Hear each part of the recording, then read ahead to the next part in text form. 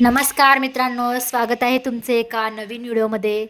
तर छोटेसं चिमुकला बघा आपल्या बहिणीला हसवण्यासाठी किती छान तिला बोलत आहे. तो तिचा भाऊ किती तिच्यावर लाड करत आहे.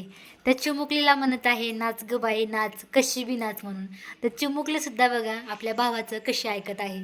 तर चिमुकलीने सुद्धा भावाचं ऐकून कशी प्रकारे ते डान्स करत आहे. आणि तिचा भाऊ बघा तिला हसवण्यासाठी कसं तिच्यासोबत खेळत आहे.